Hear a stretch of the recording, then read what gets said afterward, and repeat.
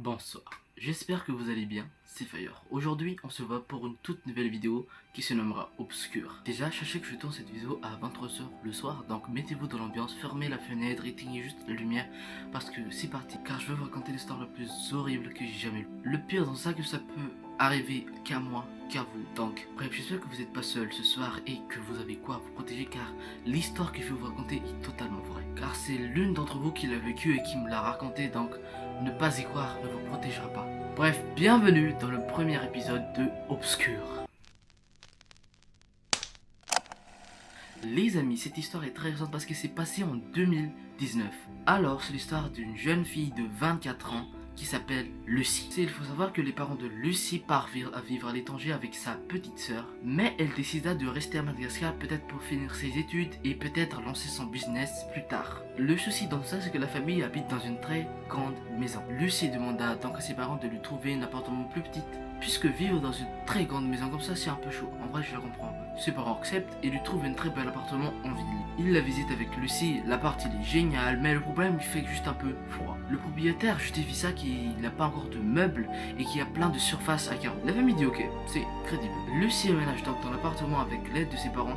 Une fois tout posé, Lucie décide quand même de dormir chez ses parents parce que dans 2-3 jours c'est l'heure de leur départ, donc elle veut passer une dernière nuit avec eux. Lucie revient donc le lendemain et dès sa première nuit, elle remarque des trucs bizarres. Pour sa première nuit, Lucie appelle dans son copain parce qu'elle a peu peur de dormir dans un nouvel environnement, ce qui est totalement compréhensible. Avant l'arrivée de son copain, Lucie décida de prendre une douche, mais je sais pas ce que vous voyez, mais la porte de la douche de Lucie, il est opaque. En gros, tu peux voir ce qui est derrière, mais c'est un peu flou. Bref, elle prend sa douche et pendant sa douche, elle entend une porte claquer, des bruits bizarres venant de l'appartement et elle voit une silhouette passer derrière. Et Lucie ne panique pas d'ailleurs, elle dit qu'elle se sent bête de ne pas avoir paniqué parce qu'elle croyait que c'est son copain qui arrivait et qui faisait le tour. Elle finit sa douche et elle pose enfin cette question: comment mon copain est rentré? Parce que elle était sûre et certaine d'avoir fermé la porte de son appartement. Elle prend son courage à deux mains et elle se dit de toute façon elle a oublié de sortir. Elle sort donc de la douche avec quand même une boule au ventre, mais heureusement il n'y avait personne dans l'appartement. Lucie se sent quand même un peu oppressée parce qu'elle était sûre et certaine d'avoir entendu quelqu'un. Elle appelle donc son copain pour lui demander où est-ce qu'il est. Son copain lui répond qu'il est en route et qu'il va bientôt arriver. Donc en entendant ça, Lucie attrape ses habits et ferme la porte derrière elle et décide d'attendre son copain en dehors de l'appartement. Son copain arrive et elle lui raconte tout ce qui s'est passé, mais ils vont passer une partie de la soirée à se rassurer qu'il n'y a personne dans l'appartement.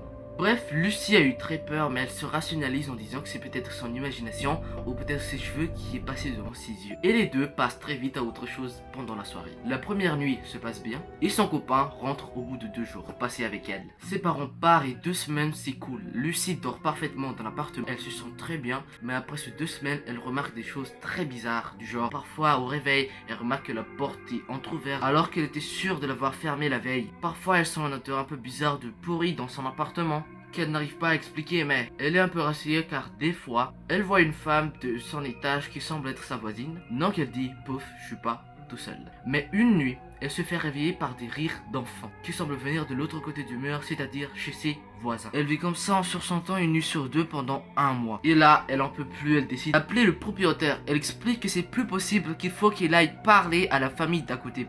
Le propriétaire répond tout simplement que ce n'est pas possible puisque elle n'a pas de voisin. C'est-à-dire que son étage, au dernier étage, j'ai oublié de le préciser, qu'il n'y a que elle. Lucie reste bouche bée devant son téléphone, elle raccroche et elle s'effondre, elle pleure. Elle pleure tout simplement parce qu'elle croit de ouf à ce genre d'histoire. Elle appelle tout de suite ses parents pour tout leur dire et heureusement ses parents y croient car tout simplement leur fille a 24 ans et il n'y a qu'une raison de mentir sur ça. Son papa la rassure qui dit qu'il va rappeler l'agence et lui trouver rapidement un nouvel appartement. Et en attendant qu'elle doive appeler ses amis ou son copain pour dormir dans l'appart avec elle puisque elle ne peut pas laisser l'appartement comme ça. Elle appelle donc son copain, le copain de Lucie vient chez elle. Avant de dormir, ils prient tous les deux ensemble puisqu'elle était vraiment terrifiée. Ils se couchent donc, elle a du mal à dormir mais elle arrive quand même au bout de quelques dizaines de minutes. Et la nuit passe, les deux s'endorment.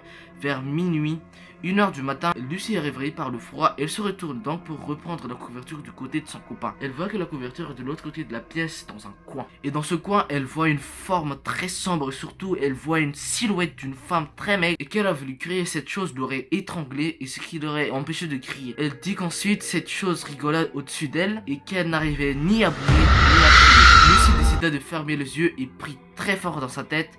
Et en renouvrant les yeux, cette chose n'était plus là après qu'il se soit réveillé. Elle réveille ensuite son copain en pleurant. Les deux s'habillent et partent tout de suite de la maison pour aller dormir chez le copain. Lucy va dormir dans un hôtel puisqu'elle n'ose même plus retourner de jour dans son appartement quand il fallait prendre ses affaires. C'est son copain qui allait à sa place. Ah frère, j'imagine même pas l'oppression que t'as eu dans cette situation. Mais moi frère, j'ai été dans cette situation, je suis mort en fait, presque. Oui, frère, c'est...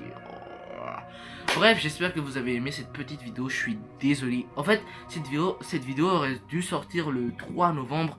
Mais en fait, cette vidéo est une malédiction en fait. Je sais pas, mais je stresse. C'est pas que j'ai peur, mais je stresse à mort quand je lis les trucs. C'est pour ça que à la fin du truc, je lisais, je regardais même plus la caméra, je suis désolé. Bref, j'espère que vous avez aimé la vidéo. Au moins, peut-être vous avez aimé un peu. C'était FireX, je vous dis tout ça très bientôt. Si vous voulez d'autres histoires comme ça et que si vous voulez que je m'améliore très bien, abonnez-vous.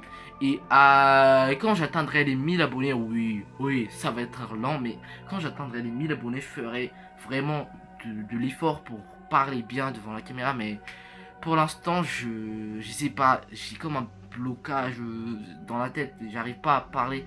Bref, c'était FireX. Le prochain vidéo que je ferai peut-être, le prochain vidéo que je ferai, c'est peut-être Genshin Impact. Bref, je vous dis tous à très bientôt. Attention, la nuit, attention, dans des histoires comme ça, n'allez pas titiller les morts, les trucs du genre. Bref, c'était FireX, je vous dis tous à très bientôt. Allez, ciao les gens.